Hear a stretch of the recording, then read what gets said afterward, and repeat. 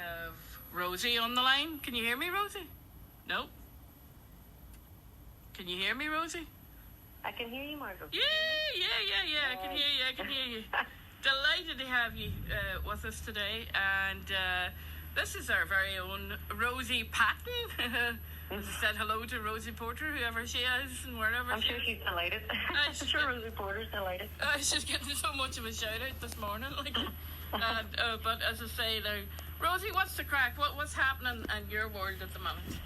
In my world at the minute, Margo, it is completely flat to the mat. I don't have time to breathe. As you know, we're doing the play, the Christian support group, How Not to Catch the Gay, and that's why I'm on your lovely show. So thanks very much, Margo, for taking the time out to chat with me. How's my home for it? Is it all good? Aye. Yeah, well, as I say, I'm looking forward to going along to see it anyway. So as I say, the least we could do is have a wee chat to you about it and what the crack is with it, and how do people come along and see it, and blah blah blah, and how did you come up with the idea? And it sounds hilarious, in fairness. Yeah, well, the idea, as I said, I was chatting to last week. The idea itself came up whenever I was kind of like going to pride events and things like that, and you've got people standing at the side of the roads and. Oh, you're coming in and out there, Rosie. I don't know if you can go any closer to the window. Yeah. Oh, sugar. The pride events themselves. It's coming in and out. Like, I'm wondering, do we need to ring you back? Can you say testing, because it's coming in and out, so we're only getting a word here and there. Like, so I don't know if there's anywhere. That any better? That's better, yeah. That's better, right? Yes, right beside the window here. All right, just stay there. Stay here. I'll not move. Okay, so tell me, how did you get the idea for the play? Yeah.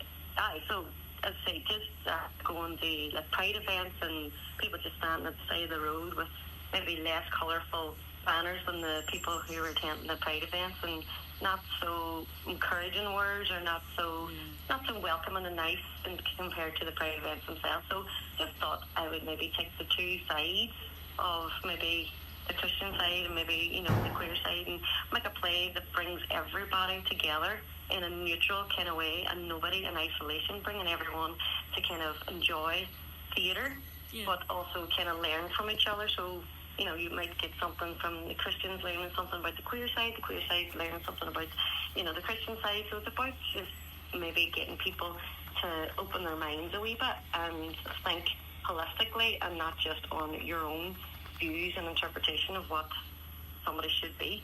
Yeah. So it's a sort of a travel broadens the mind, but I don't know if you travel in the play, but it does. Like, I mean, that's to say, it's like, what was it? If you see somebody without a smile, give them one of yours and stuff like that. It's just a kindness and a fun thing. Like, and if you can do it with theatre's the best way to kind of get that across. And whenever you do kind of like gay plays and things like that, it's quite isolated because you just get the queer community going to that. My goal is to get everybody out and not just necessarily one demographic over another. I want everyone to come to my plays and everybody to feel really inclusive and laugh together and not laugh at each other. So it's just get everybody collectively laughing at the one thing. That's brilliant. That's really, really good. And I wasn't expecting that. Was that the name of the one last? The one last year, I wasn't expecting that. And that's basically, I didn't see that. I wasn't expecting that. I didn't see that coming. You threw me off there. I didn't see that coming. You called it that. Even when I was Rosie Porter's answering this question. That's Rosie Porter's play. That's Rosie Porter's play. I wasn't expecting that. But no, I didn't see that coming. It was basically, as anybody that kind of comes out, the first thing you hear when you're talking to somebody, God, I wasn't expecting that. I didn't see that coming. So there's that kind of, just kind of playing around with words that people actually use and phrases that people use, making them humorous and making them relevant to what I'm doing, basically, with the plays. Yeah, of course. And tell us, we have some, dare I say it, repeat offenders No offense, Maureen, I'm not saying that about you, Maureen.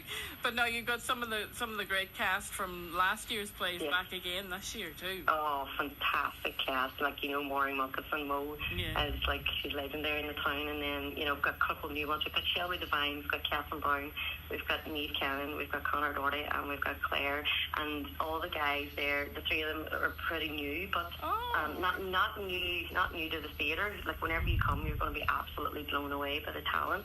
It's if I'm honest, I would say it's something you see in the Lyric in Belfast. It's what they're bringing and what they're doing with this play, with this script.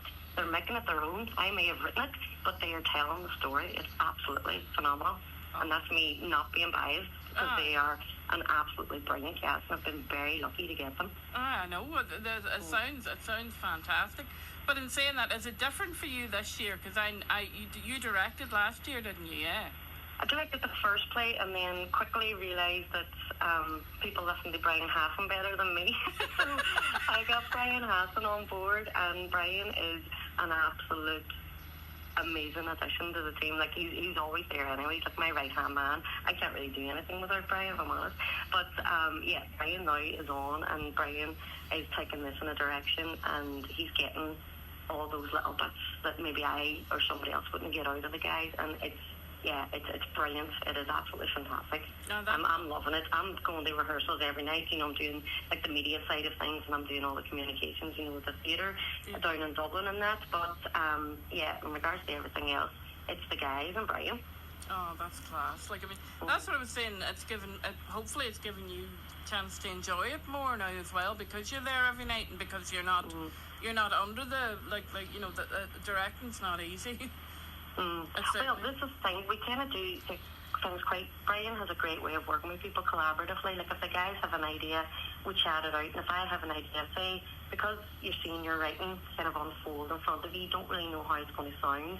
And then whenever you see it out in rehearsals, you kind of go, oh, do you know what? Maybe I could change that line or do this with that line, make things sound a wee bit more natural. And we kind of give the guys a wee bit of freedom as well. You know, if something doesn't feel comfortable, then let's all talk it out and see if we can make it feel comfortable for you. The nice thing is, you know, Margo, I've always kind of enjoyed theatre, but I want it to be fun for everybody. If they come and they do it, the rehearsal has to be fun. Otherwise, you know, it's going to feel like a chore. So I can put my hand in my heart and I could say, I don't think this feels like a chore to the guys. I think they actually really enjoy it.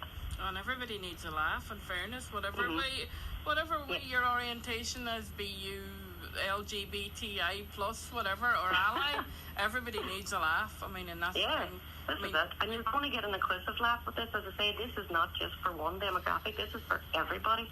There's nobody that can't come and watch this. Yeah. Everybody can come and see it. So there's no age limit on it anyway, no? There's not. Do you know what?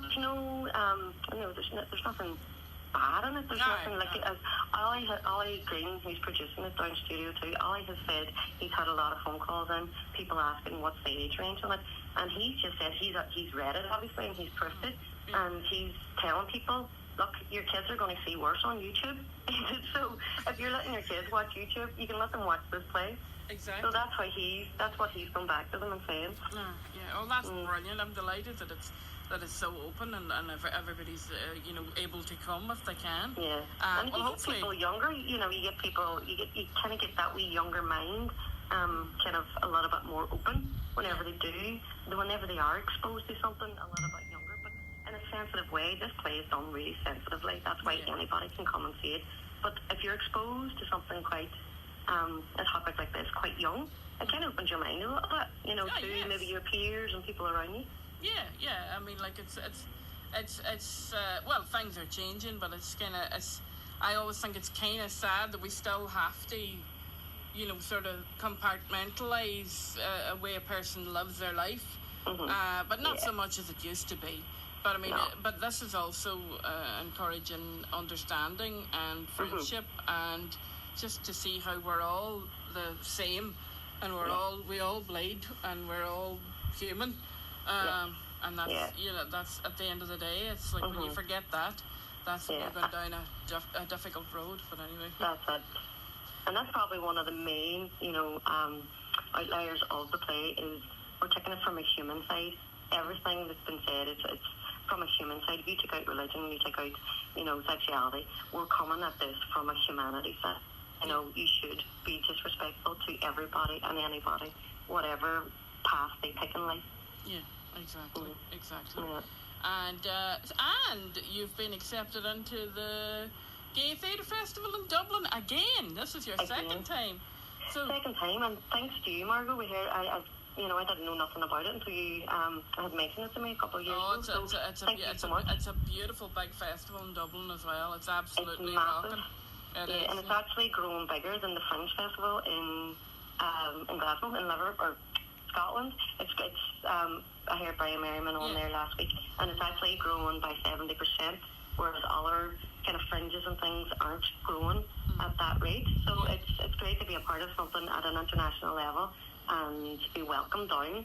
Yeah. We pretty much got an unconditional offer that said, "Go on ahead, you write another play and let's do this." So we were buzzing. We were absolutely delighted with that. It was great. Tell us, this was in the Teachers Club last year too. Teachers Club last year, and we got 2 nominations. Like, for my first play, I was blown away. I get 2 writers nominations for that, and performance nominations. So we're going down this year. And with the name of coming back, we won. But if not, we'll still have fun anyway. No, but this is the thing. Like, I mean, people will have remembered how good last year's was, so they'll definitely be out for this year's. But and as I say, like, and people in our general area around Derry, Donegal, etc., come from wherever to Studio 2, because you're guaranteed a lovely evening. And it's a tenner for an hour's comedy. Where would you get it? Like, you know what I mean? No, I know. Tell me about it. Like, I mean, I'm a huge fan of comedy anyway, and there's no comedy shows that are that affordable. Well, not very many anyway. Like, so. Yeah. But no, as I say, I'm really looking forward to seeing it. So, but you must be. You're coming into the home straights now, aren't you? Like, yeah. This is it. Next week, the 2nd and 3rd of May, down Studio 2. The doors open at 7:30, and it kicks off at 8 o'clock. It's going to be about an hour, 65 minutes at the most. Yeah. And then we're heading to Dublin then on the Sunday, and then we kick off our shows then from the Monday to Thursday. So that's us straight through for the next 2 weeks. Gosh almighty, that's exciting. Yeah. Busy as well. Exciting. Massively exciting. It's massive. And so you're taking, and you have to take time out of your real job as well, like to do this as well. But I suppose this is lifeblood, like at the same time as well. I mean, you do this for the passion and the love of it, because you wouldn't do it for the money, because there is none. No. If anything, I'm out of pocket. always. Out of pocket. Theatre is one of those things you do for love, and it's not really something you kind of have to have a passion for it, but. This is going to be brilliant. It's going to be great experience and great exposure for the guys too. So I'm delighted for that. I'm speaking out of turn, but congratulations to Brian too for directing, because I know anything he puts his mind to is brilliant, and he's such a good writer as well. Like, but he is definitely. I'm really looking forward to seeing it, and as I say, hopefully Rosie, as I say, you're a brilliant DJ on a Saturday.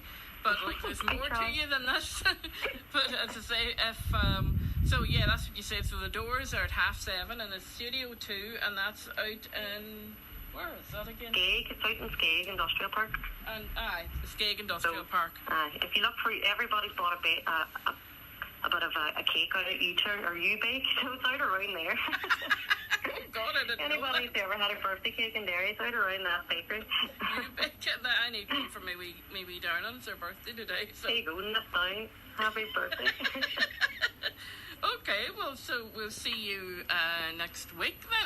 That's what I was going to say. You're going to be there anyway, yeah? Mm-hmm. Oh, God, yeah. That's the next thing you'll have to do for next year. You're going to have to write, well, me as well, but you're going to have to write yourself a part and get somebody else to direct you.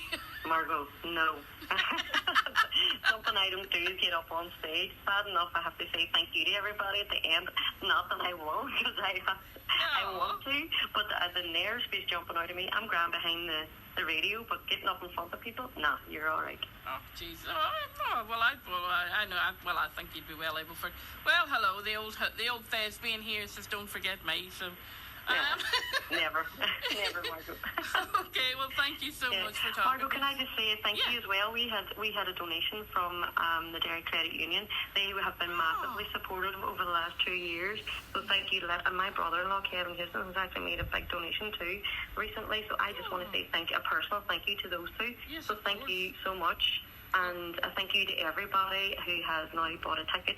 We're doing a dairy top as well. So Dairy City's Tiny Dairy Top as well, we're doing that. That's right. And the fundraising now, Ollie down in Studio 2, thank you to him. It's been so supportive and producing the play and everything. So I just want to say thank you to everybody, especially my cast and my crew and Brian.